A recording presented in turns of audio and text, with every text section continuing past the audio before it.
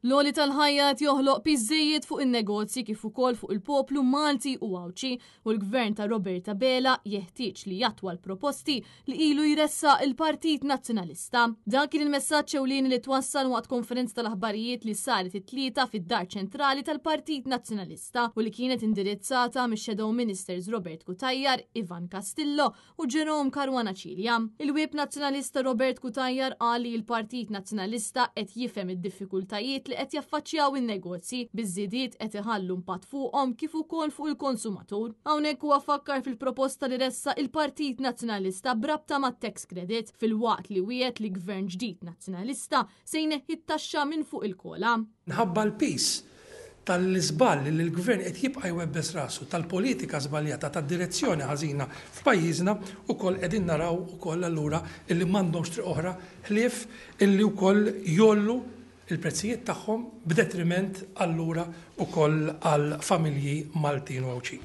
Matul l-aħħar xhur l-oppożizzjoni matul l-aħħar snin irrid ngħid ukoll tkellimna dwar diversi miżuri illi l-gvern għandu jieħu ukoll biex itaffi dan l-impatt. Impatt illi kif għadd rrid nerġa' naċċenna l-fatt illi sfortunatament għall-iżbalji tal-gvern għannu ta' direzzjoni ġusta li ħaqqu dan il-pajjiż illi jxraqlu pajjiżna qed ħallas int u l-familji tiegħek. Ix-Shadow Minister Ivan Castillo sostna l-Partit Nazzjonalista se jkun qed isawwar pjan ekonomiku għal pajjiż sabiex tingħata direzzjoni bbażata fuq il-kwalità minflok fuq il-kwantità. Dan apparti li fakkar f'numru ta' proposti li ressa il-Partit Nazzjonalista fl-aħħar xhur brabta mal-għoli tal-ħajja.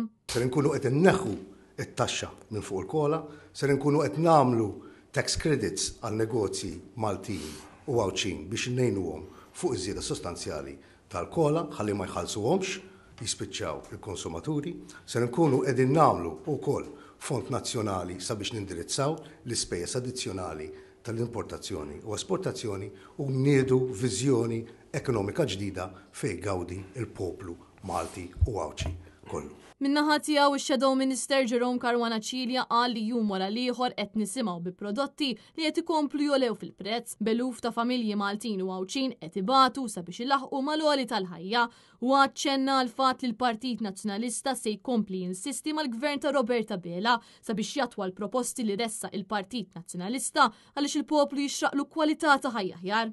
Aħna nibqgħu ninsistu li n-nies mhux paroli iridu imma viżjoni soċjo-ekonomika illi toħloq u tkattar il-ġid. Jeħtieġ illi nżidu il-livelli ta' produttività f'pajjiżna, in-nies iridu kwalità ta' ħajja aħjar bil-fatti. Iridu li l-fondi pubbliċi jintużaw għal ġid komuni mhux biex tal-qalba dik il-klikka żgħira ikomplu jiffangaw jitkanżru minn flus il-poplu. Biex nikkonkludi dan l-pedament illi fuqu timbena politika li toffru lil poplu Malti u Awċi kollu tama ġdida ta' prosperità.